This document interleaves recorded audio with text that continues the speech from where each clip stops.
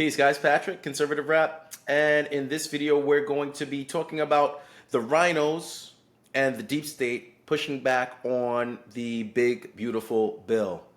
I know a lot of the discussion right now is on the Elon and Musk and Trump feud, but we'll cover that a little bit. I think let's not lose sight of the prize, right? The actual trajectory towards the golden age. And what we'll see is the bill not only cut taxes, but it'll reduce the deficit. And that's really not something the deep state can permit, right? So there are a lot of distractions happening. And I think ultimately what we'll see is what Elon and Trump are doing. I mean, they might deserve like an Academy Award. In my view, it might actually be just optics. We need to get to the source of the problem, the Federal Reserve, and that's what the bill is about. So you have D's, you have the rhinos.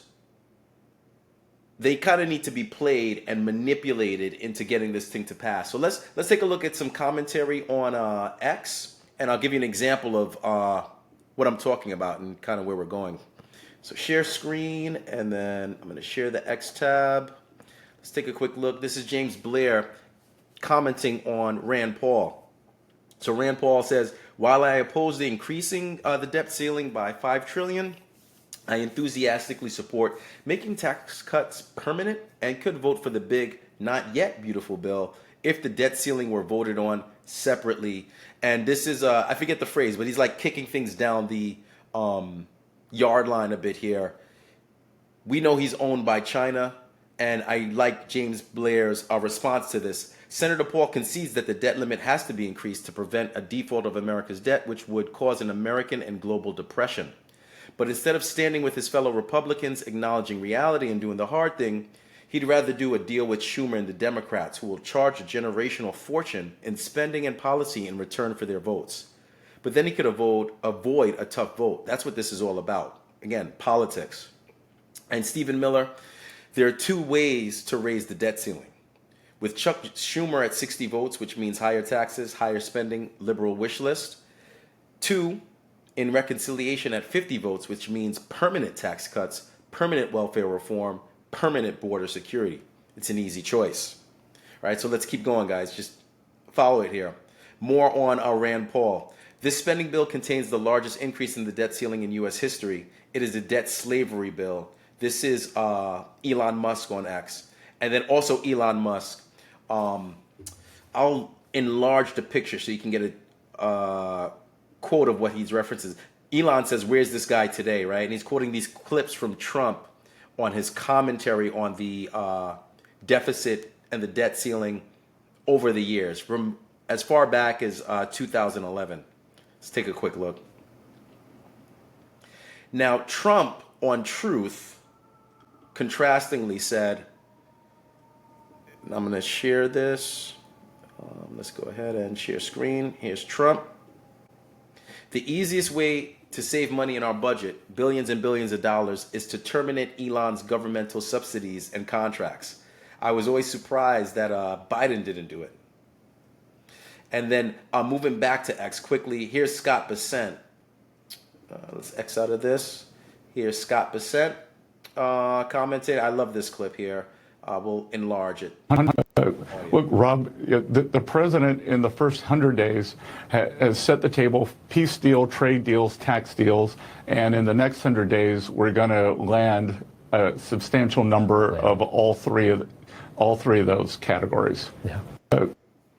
So, again, guys, economic warfare, and really what I love about this is the interplay, the optics of Elon versus Trump to get things moving forward, right? That's kind of like my question, is what Elon's saying and all the things you see him posting about, is that going to effectively garner Democrat votes for the bill, right? Because if they split publicly, now Democrats are faced with a choice where they can either like vote for the bill and hopefully take Elon down, or like vote against the bill and then be proven wrong in the long term. There are those EV mandates, but really what they're forcing people to do is take sides, which I think is brilliant. It's an information war, right? There's the influencers, there's the fake news media, then there's like the politicians. And Trump has to like play each. The Patriots, they have to like play each and do things and script things to make people reconsider like their stance on things. Then Elon dropped the bomb. You may have seen this clip that Trump's in the Epstein files, right? But we all know the real deal, which is Trump was the one who got the prosecutor the information and the leads that he needed, right? If Trump was really in the Epstein files, think about it. Would they not have brought that up and used that in 2016 or in 2020 or just recently in 2024?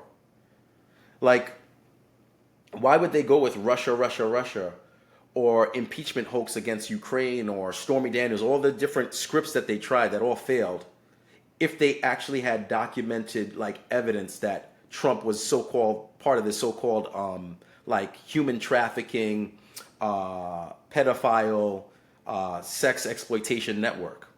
So in my mind, this could all be reverse psychology. There are a lot of, if you think about it, like federal lawsuits on Elon. Since he got into this government thing, the number one thing it's lawfare, right? The number one thing you can do to take somebody out is threaten their business with like lawsuits. And I think you're going to start to see, as a like side benefit to Elon, a lot of those start to fade away as the deep state believes that there's some type of like parting between the two.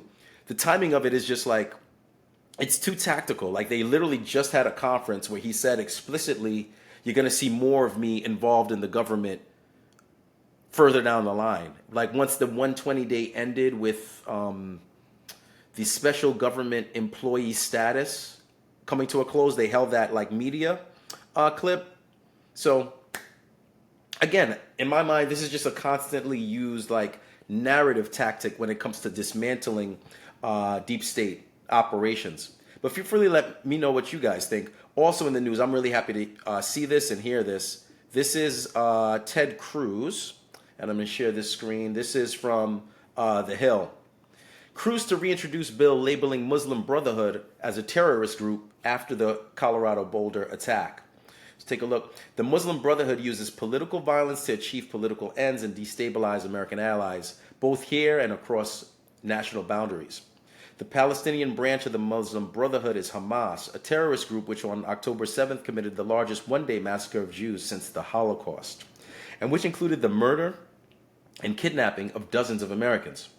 Cruz said in a statement to The Hill, the Brotherhood used the Biden administration to consolidate and deepen their influence, but the Trump administration and Republican Congress can no longer avoid the threat they pose to Americans and American national security. Amen.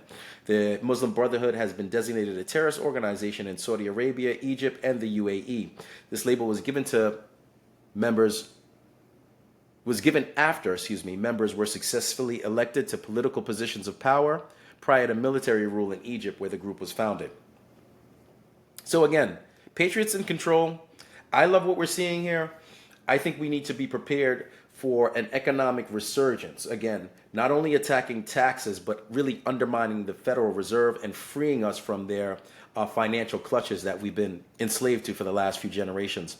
What do you guys think? Is the Trump-Musk feud real, or is it another narrative tool to tactically position these deep state actors where we need them to be to expose themselves? Because if Elon is saying Trump is in the Epstein file, I mean, you literally have Democrats now saying, release the Epstein files. So let's go. Feel free to comment, like, tweet, subscribe, share, thumbs up this video.